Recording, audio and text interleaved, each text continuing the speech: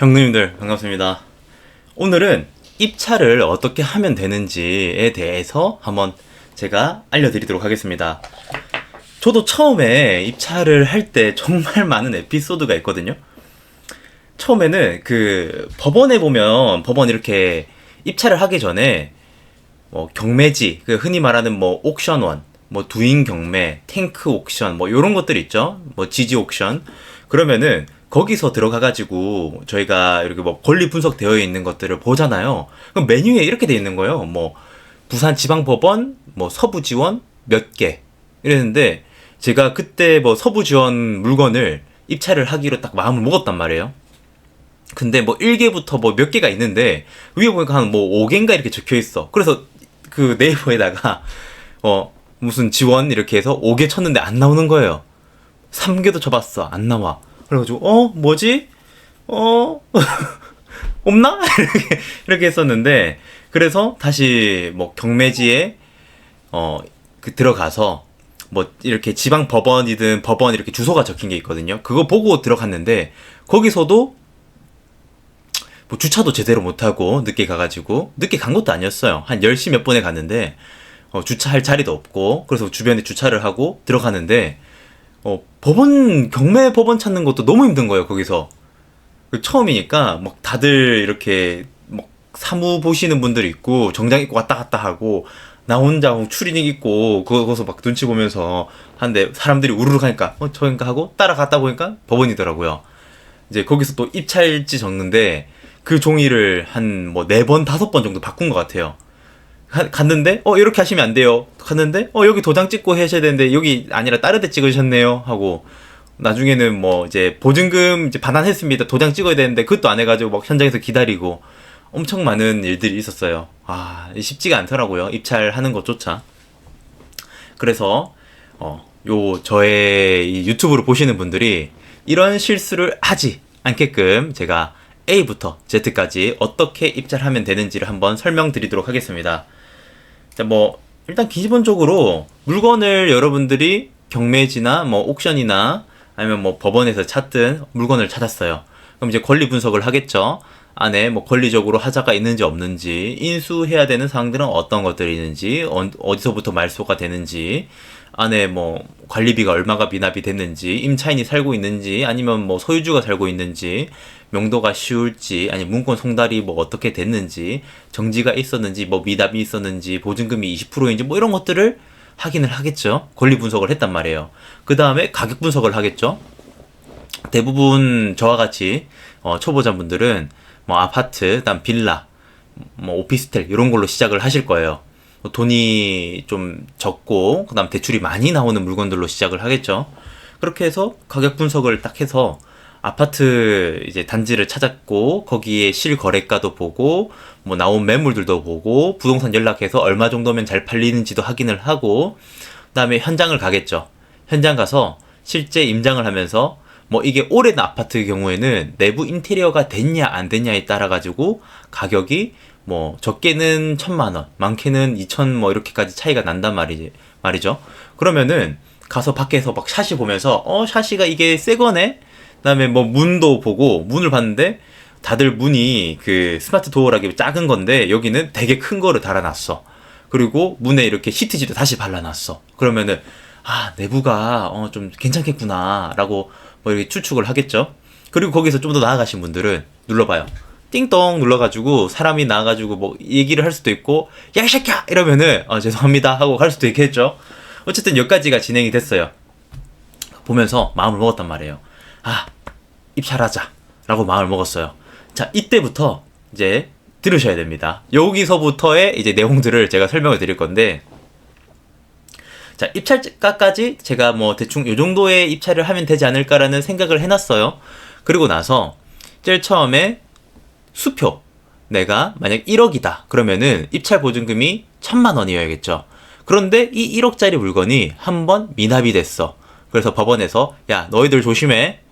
요거 제대로 보고 입찰해. 아까 다른 애가 이거 입찰금 보증금 넣었다가 제대로 안 알아보고 넣어서 미납했어. 그러니까 너희들 미납하지 않도록 조심해. 그러니까 20% 넣어 라고 하는 물건들이 있어요. 그런 물건인지 다시 한번 확인을 해야겠죠.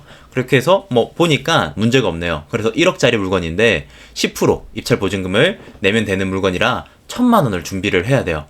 자, 이때 1번 만원짜리로 1,000만 원을 준비한다. 그래서 빳빳한 봉투를 두껍게 해가지고 가져간다.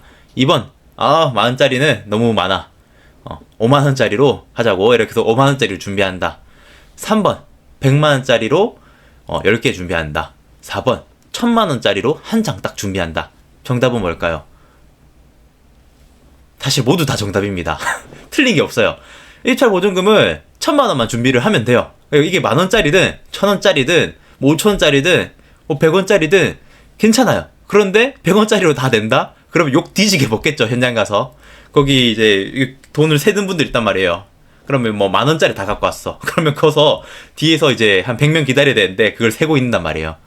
이제 물론 그 기계가 있어서 탁 세겠지만 뒤에서 보면은 아이고 아이고야 저 이상한 사람 왔다라고 이제 뒤에서 얘기를 한단 말이죠. 그러니까 뭐 그런 일이 없도록 1,000만짜리 한 장으로 가져가면 뭐 좋겠죠. 그런데 내가 보니까 뭐 1,000만 원이 아니라 막 이렇게 입찰 보증 딱 떨어지는 금액이 뭐 1억 아니 뭐 1,238만 얼마 뭐 이렇게 떨어졌단 말이에요.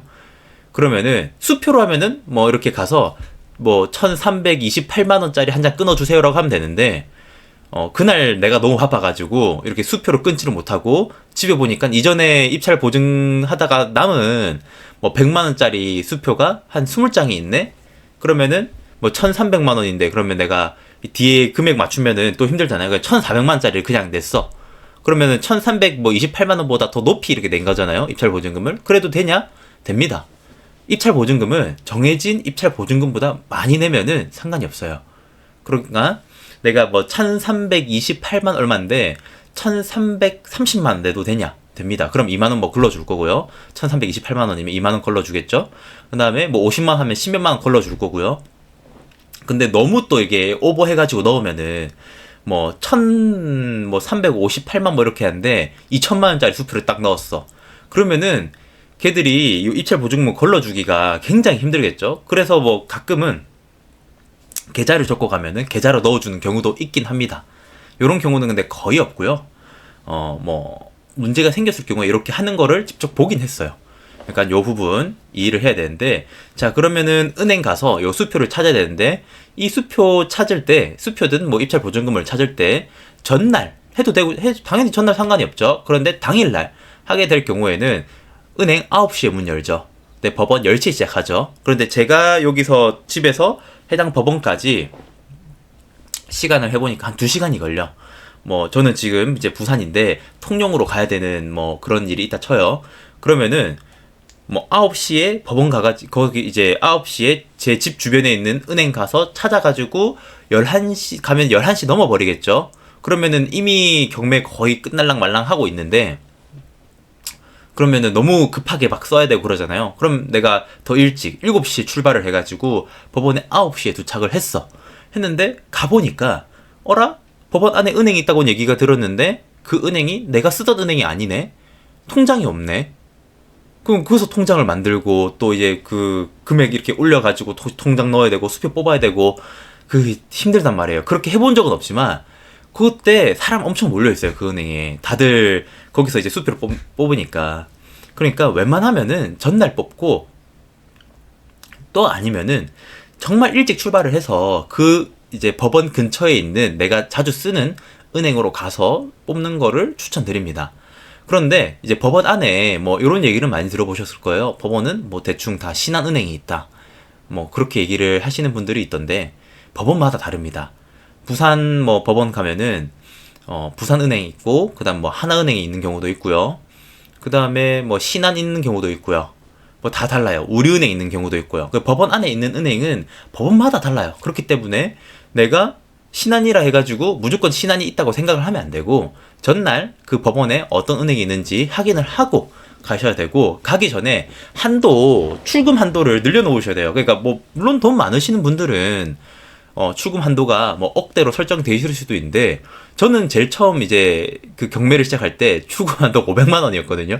근데 이게 그때 입찰했던 게 8천만 원짜리였어. 그러니까 돈을 뽑아야 되는데 못 뽑는 거예요, 현장에서. 그래가지고 어쩌어째 해가지고 막 그 카카오로 이제 뭐 몇백만 원 또 뽑고 막 그랬던 적이 있습니다. 그러니까 저와 같은 이제 실수를 하지 않게끔 미리 이 수표를 뽑아서 가는 걸 추천드립니다.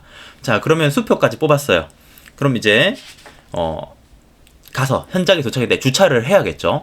주차를 할 때 진짜 이제 좀 미세한 팁인데, 법원은 뭐 그런 경우도 있고 아닌 경우도 이제 잘 모르겠어요. 근데 이제 보통 대부분은 검찰청이랑 법원이랑 붙어 있어요. 그런데 당일 경매가 진행한다, 법원에서. 그러면은 법원 안에 이미 만차야. 차들이 다 많아가지고 주변 주차장으로 이렇게 다 나가는 차들이 굉장히 많을 거예요. 그런데 나는 가자마자 내가 9시 넘었다, 그러면은 법원으로 들어가지 말고 검찰청으로 들어가요. 들어가서 뭐 이렇게 열어가지고 무슨 일 때문에 오셨습니까? 이러면 민원 때문에, 민원인인데 여기 좀 일이 있어서 왔습니다 라고 하면은 뭐 무슨 사건이에요 물어보지 않아요. 그냥 문 열어줍니다. 들어가서 민원인 주차장에 주차를 하면 되는데, 뭐 좀 너무 늦게 가면은 이 검찰청까지 주차돼 있는 만차인 경우가 있어요. 그런 경우에는 어쩔 수가 없겠죠. 주변에다 주차를 하셔야 됩니다. 그런데 뭐 대부분 검찰청 가니까 주차할 자리가 있더라 라고 보시면 되고요. 자, 이제 주차까지 완료를 했어요. 그러면은 입찰장에 들어섭니다. 가면 뭐 일찍 들어갔다, 일찍 들어갔다.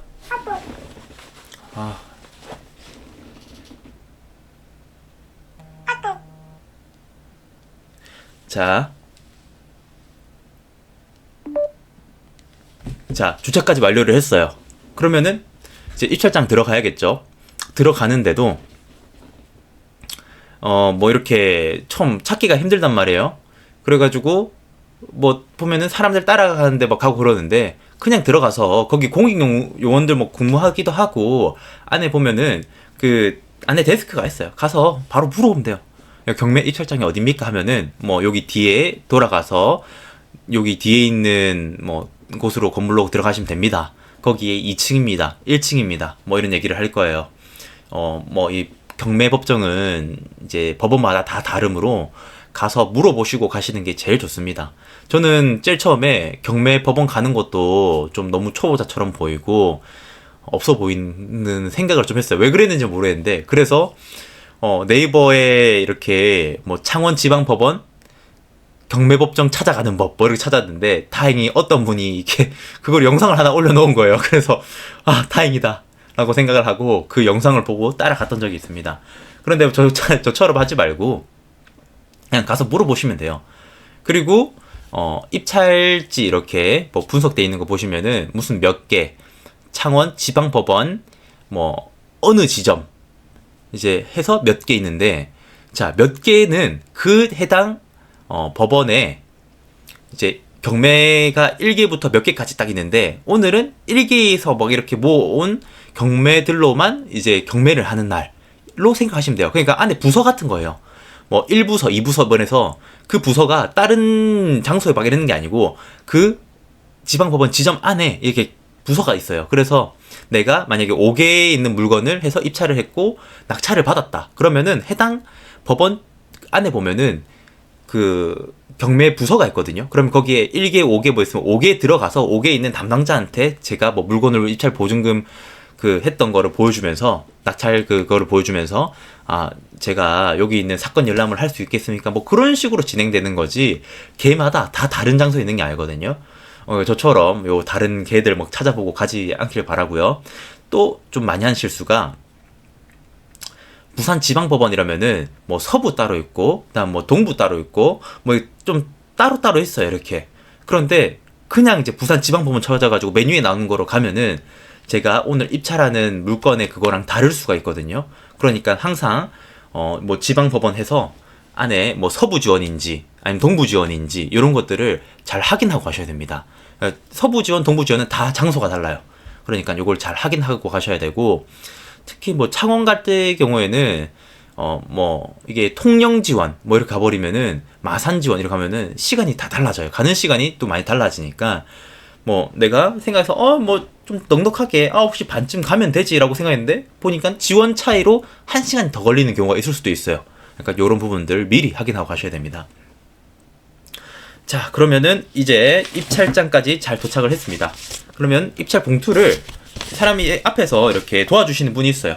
앞에서 이렇게 도와주고 있다가 여기 뭐 입찰 봉투 있고 뭐 이렇게 봉투들이 세 가지가 종이 하나, 봉투 하나, 뭐 대리인 뭐 하는 거 있고 입찰 봉투 이렇게 있거든요. 뭐 개인으로 갔다. 그러면은 입찰 봉투하고 그다음에 입찰집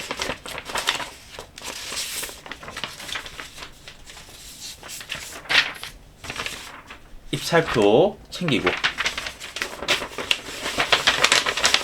그 다음에 입찰 매수 보증금 봉투 이렇게 챙겨서 이 세 개를 챙겨가면 됩니다. 아, 요거 얘기하기 전에 중요한 거. 이 신분증과 도장과 신분증은 반드시 챙겨야 돼요. 그런데 신분증을 놔두고 왔다. 그러면은 돌아가셔야 됩니다. 근데 이 신분증 대신에 뭐 운전자 면허증, 그다음 여권, 그다음 임시 신분증 이런 거 다 가능하고요. 그런데 뭐 전자 신분증은 되는지 모르겠어요. 그건 해본 적이 없어요. 그다음에 도장. 만약에 법인이다. 놔두고 왔다. 집에 돌아가셔야 돼요. 대리인이다. 그런데 대리인 말고 내가 거기 현장에서 위임장을 찍을 때 입찰자, 그러니까 내 말고 실제로 이 명의가 될 사람의 도장을 안 찍고 오거나 미리 찍고 오면은 뭐 도장 안 들고 와야 되는데 근데 그럴 경우 없겠죠. 입찰 봉투에 도장을 찍어야 되니까. 근데 그걸 놔두고 왔다. 그러면 돌아가셔야 됩니다. 그런데 이 실제 내가 개인으로 가거나 또는 대리인으로 갔을 때 상대방 이제 그러니까 실제로 입찰할 사람의 뭐 그건 들고 왔는데 내 걸 안 들고 왔다. 그러면은 지장 찍어도 돼요. 그리고 개인으로 갔다. 근데 내 도장 안 들고 왔다. 지장 찍어도 됩니다. 요거 모르시는 분들이 있더라고요. 그래서 요거 혹시나 생길 때 지장으로 찍으면 된다는 거 알아두시면 돼요. 저도 이걸 몰랐는데 어느 날 갔더니 거기에 애어머니가 애를 업고 도장 없는데요 이렇게 하는 거예요. 혹시 인감 도장이나 막 도장 없으세요? 이렇게 하니까 없는데 어떻게 하면 되냐니까 그럼 지장 찍으세요 이렇게 하는 거예요. 그리고 그때 야 나 그 저번에 왔다 나 빠꾸 했잖아 나 돌아갔잖아 라고 한번 생각을 했던 적이 있는데 어쨌든 지장 찍으면 되고요. 자 어쨌든 요 세 개를 받았습니다. 그러면은 요거를 어떻게 적으면 되는지를 지금부터 한번 보여드릴게요. 입찰장에 들어섰습니다. 경매법정에 들어섰고요. 사람들이 뭐 많이 있을 수도 있고 뭐 그날따라 비가 온다거나 아니면 뭐 자연재해라서 사람이 없을 수도 있고 물건이 없어서 없을 수도 있겠죠. 자 당하지 말고 맨 앞으로 가면은 이렇게 요거를 나눠주시는 분들이 있을 거예요. 만약에 개인으로 내 명의로 했다라고 하면은 입찰 보증금 봉투 입찰 기표 그리고 입찰 봉투 이렇게 해서 챙겨 오시게 될 거예요. 입찰 봉투, 입찰 기표, 그다음에 입찰표, 그다음 보증금 봉투. 자, 이제 제일 먼저 요거를 이제 적어야겠죠? 입찰표, 타경을 적습니다. 자, 좀 더 올려볼게요. 자, 타경을 적습니다. 뭐 2023 타경 다음에 뭐 1111이라 적을게요. 적고 물건 번호 항상 물건 번호 잘 적으셔야 돼요. 보면은 물건 번호가 뭐 오피스텔이 나오는 경우도 있고 아파트인데 어떤 사람이 아파트에 두 호실을 갖고 있거나 아니면은 그 사람의 재산이 다 나오는 경우에 뭐 1번, 2번 이렇게 있고 토지 같은 경우에도 뭐 근처에 이제 묶여진 토지가 한 번에 나오는데 그게 필지별로 나온다거나 그런 경우가 있겠죠. 그러면은 물건 번호를 적으셔야 됩니다. 그런데 만약에 물건 번호가 없다 그럼 1번 넣으시면 돼요. 오늘 날짜 적으시고요. 오늘 2024년 2월 29일이네요. 적고 이름 적겠죠. 자 5년 10억 그 다음에 휴대폰 번호 적고요. 뭐 전화번호 똑같이 적으셔야 되는데 하나만 적으면 됩니다. 자 주민등록번호 해서 9 땡땡땡땡 하고 땡땡땡땡 적었습니다. 요거는 법인일 경우에 적으면 되는데 법인도 제가 한번 나중에 알려드릴게요. 그 다음에 요거는 내 주소지가 등록되어 있는 주소 그러니까 전입되어 있는 주소를 적으시면 됩니다. 적고요. 자, 요 대리인 같은 경우에는 넘어갈게요. 요건 좀 이따 다시 설명드릴게요. 그 다음에 입찰 가격 정말 중요해요. 만약에 내가 10억에다가 잘못 적었다 억짜리인데 10억에 잘못 적었다 보증금 반환 되냐? 안 해줍니다. 그러니까 잘 적으셔야 돼요.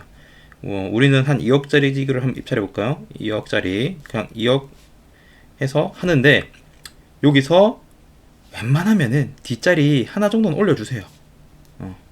요걸로 해서 떨어지시는 분들을 제가 많이 봤거든요. 많이까진 아닌데 몇몇 봤어요. 그런데 어떤 분은 2억 뭐 2억에 딱 적었고, 어떤 분은 2억 뭐 99만원 또는 2억 9만 9천원 이렇게 적었는데 9만 9천원 10만원 차이로 낙찰이 된 경우를 제가 한 두 번 정도를 봤거든요. 그러면은 경매장에 탄성이 나옵니다. 아, 이러면서. 그러니까 그런 일들이 없도록 저는 항상 이렇게 9만 9천원 아니네, 여기서 보통 여기서 적어요. 근데 이렇게 체크가 되면은 무조건 다시 받아서 적으셔야 됩니다. 근데 저희는 종이 없으니까 그냥 이렇게 다시 적을게요. 9만 9천원 보증금액 제가 2억 9만 9천원인데 그러면은 여기다가 9,900원 적으면 되냐? 아니죠. 입찰 가격이 아니라 그때 유찰된 가격이, 만약에 뭐 유찰이 저희는 시작이 뭐 1억 8천에 이제 유찰돼서 1억 8천이라고 가정을 하고 뭐 2억으로 정도하면은 1억 8천에 대한 보증금 10%겠죠. 그러면은 1,800만 원인데 말씀드렸다시피 1,800만 원을 수표로 가져와도 되고, 아니면 뭐 10만 원짜리 갖고 와도 되고 100만 원짜리 갖고 와도 되고, 그다음에 뭐 2천만 원짜리 한 장으로 내도 문제는 없습니다.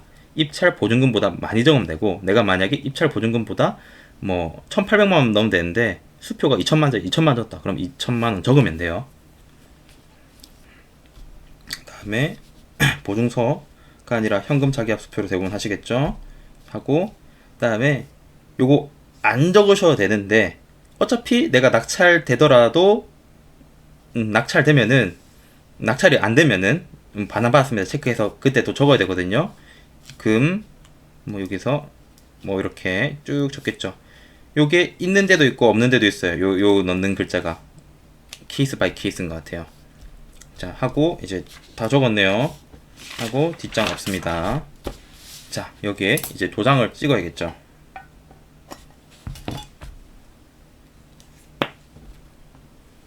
콩콩콩콩 해서 꽝 여기 찍고요. 그 다음에 대리인 찍을 필요 없죠. 여기 반환 받았습니다. 어차피 나중에 반환 뭐 낙찰에는 반환 받을 거니까 찍으면 됩니다. 만약 낙찰 됐다? 상관없어요. 미리 찍어 놓으면 빨리 돈 받고 나가니까 여기 미리 찍어 두세요. 자, 이렇게 해서 그럼 다 적었습니다. 별거 없죠. 자, 여기에 이제 돈을 집어넣고요. 돈을 집어넣고 똑같이 보고 타경 뭐 2023 타경 1번 물건 번호 1번 없어도 그냥 1번, 없으면 그냥 1번 적어요. 그 다음에 제출자 5년 10억 하고 이내 해서 찍으면 되겠죠. 그런데 자, 법원마다 여기에 이런 게 있어요. 여기 여기 써져 있는 데가 있고요. 안 써져 있는 데가 있어요. 써져 있는 데는 찍어주세요. 그러니까 요도 법원마다 달라요. 이렇게 찍어주는 데가 있고, 이렇게 없는 데는 그냥 안 찍으시면 돼요. 그런데 있는 데는 찍어주시면 돼요. 알겠죠? 그러니까 요게 법원마다 조금씩 달라. 이 봉투에 뭐 찍으라는 게. 자, 여기까지는 자 했고, 자, 그러면은 입찰자 요 이름 적겠죠. 5년 10억 자, 하고 여기 도장 찍어줍니다. 자, 뒤쪽으로 돌려요. 끝난 게 아닙니다. 뒤쪽으로 돌리면은 자, 사건 번호 이렇게 적는 데가 또 있어요. 23년 1111 물건 번호 1번. 자, 이렇게 해서 요거를 넣어줍니다.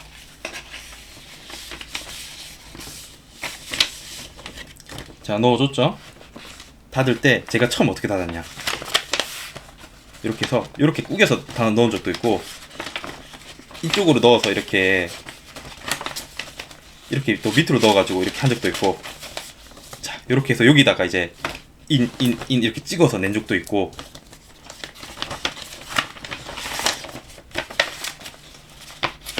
이거를 이렇게 해가지고 막 여기다 막 이렇게 찍은 거예요. 그러니까 그 집행관님이 한숨을 푹 쉬더라고요. 요거를 잘못해가지고 한 4번 정도를 또 바꾼 것 같아요. 자, 일단 이렇게 해서 인을 또 찍어줘야겠죠. 인 찍어주고요. 인 찍어주고요. 그 다음에 여기도 인 찍어주고요. 자, 앞에도 찍어줬죠. 다 찍어줬습니다. 그러고 나서 자, 닫을 때 이렇게 닫으면 돼요. 이렇게. 자, 이렇게 닫죠. 그리고 나서 스탬플러를 여기다가 다 준비가 되어 있을 거예요. 스탬플러랑 인주는 현장에 준비가 되어 있습니다. 자, 이렇게 찍고 이거를 나중에 가면은 여기다가 그 집행관이 중간에 도장 찍고 여기다 뭐 이렇게 기재를 해줍니다. 몇 번. 너가 68번이야 이러면서 적어주면 이걸 찢어서 줄 거고, 요거를 2개를 동시에 줄 거예요. 그럼 이렇게 되겠죠. 이거 보통 자로 뜯던데. 자, 이거는 저한테 줄 거예요. 이렇게 줄 거고, 이것도 같이 이렇게 줄 거예요. 그러면은 이거는 직접 그 봉투 통에다가 제가 직접 넣으면 되고요. 이거는 주머니에 가지고 있으면 됩니다. 그럼 나중에 입찰 딱 그 시작을 하고 몇 번 이러면 나오라고 하겠죠. 그때 이제 여기 가서 뭐 몇 번 이렇게 적힌 거 주면 됩니다. 자, 여기까지가 전체 진행된 건데, 자, 제가 혹시나 실수할까봐 법원에서 항상 하는 그게 있어요. 어떤 거냐면은, 제대로 찍었네. 자, 이렇게 해서 칸막이가 딱 있잖아요. 그러면은 요 상태에서 그러면은 요거를 한 번 더 찰칵 찍어요. 이렇게 찰칵 찍고 입찰 넣거나 아니면은 이거를 봉해 놓으면은, 여기를 찍어 놓으면은 제가 알 수가 없잖아요. 기억이 또 현장에서는 너무 큰 돈이 오가니까 긴장을 많이 한단 말이에요. 그래서 찍어 놓고 항상 확인합니다. 이렇게 2억 뭐 맞네, 10억이 아니라 2억이지, 그다음 1000만원 제대로 적었지, 뭐 적었지, 이렇게 한 번 더 확인을 하는 거예요. 요거만 맞으면은 대부분 문제가 없거든요. 뭐 보통 실수를 여기서 많이 해요. 보증금을 제가 적게 넣거나 뭐 그런 분들은 잘 못 봤어요. 그런데 입찰 기입표를 잘못 적어가지고 뭐 물건 번호를 적어야 되는데 물건 번호가 10번까지 있는 거였는데 아무것도 안 적은 거야, 물건 번호를. 그래서 물건 번호를 아무것도 안 적어가지고 이제 문제가 생긴 경우도 봤고요. 그 다음에 이제 타경을 111인데 1111로 적거나 3으로 적어가지고 요 물건은 없는데 왜 누가 적으셨죠 해가지고 가져가라 또 있고, 입찰 가격 2억이 아니라 20억이 적어가지고 이제 피눈물 흘리는 분들은 직접 보지는 못했는데 이제 그런 사건들을 제가 몇 개를 본 적이 있죠. 그러니까 저는 항상 이렇게 입찰 들어가서 투표장에서 찰칵 찍고 그다음에 그거를 휴대폰으로 항상 넣기 전에, 넣고 나서도 봅니다. 이렇게 내가 혹시 실수했나 안 했나. 자, 이렇게 하시면 되고, 자, 내가 만약에 대리인으로 왔다 그러면은 대리인 여기다가 입찰장 간 사람, 만약에 제가 뭐 다른 사람의 거를 대신해 준다 그러면은 여기다가 제 이름 5년 10억 하고 나머지 뭐 직업, 전화번호, 주민번호 적으면 돼요. 하고 이제 2023 타경 1111을 하고 여기다가 뭐 가로 해놓고 뭐 1번 이렇게 적든가, 이게 물건 번호 하고, 여기다가 내가 대신 해주는 사람, 여기 보면은 뭐 10억이라고 할게요. 10억이의 거를 제가 5년 10억인 제가 대신 해주는 겁니다. 하면은 적고, 그 사람 도장 가져왔겠죠. 도장 찍고 주민번호 적고 주소 적고 이렇게 적어주면 됩니다. 자, 이렇게 해가지고 요거 한 장, 그 다음에 그 사람의 인감증명서가 또 들어가야 돼요. 인감증명서 3개월 이내의 인감증명서를 또 같이 가져와가지고 넣어야 되고요. 그다음 여기에 이제 그 사람 이름, 여기 있는 사람이 여기에 적어야 되고요. 여기엔 입찰하는 뭐 5년 10억이 들어가야겠죠. 그 다음에 도장, 여기는 입찰자가, 여기는 제 도장, 여기는 상대방의 도장, 그러니까 입찰 명의가 되는 사람, 본인이라고 적혀 있는 사람의 도장, 다음에 여기는 또 제 도장을 찍으면 됩니다. 자, 이렇게 해가지고 나머지도 여기 도장 찍으면 되고요. 요것도 본인이라고 된 사람의 도장을 찍으면 될 거예요. 똑같습니다, 다. 자, 이렇게 찍고 입찰 보증금도 똑같이 그렇게 해서 제출하시면 됩니다. 여기까지 입찰하는 방법에 대해서 좀 설명을 드렸고요. 자, 그 다음에 다음 편에서는 내가 만약 진짜 낙찰 받았다 그러면은 어떻게 진행을 하면 좋은지, 명도를 바로 할 거냐, 내용 증명을 바로 쓸 거냐, 아니면 뭐 가서 문을 두드려야 되나, 뭐 그런 부분들을 한번 제가 설명을 드려볼게요. 자, 여기까지 시청해 주셔서 감사드리고 구독과 좋아요 부탁드리겠습니다. 그럼 여러분들 바이바이.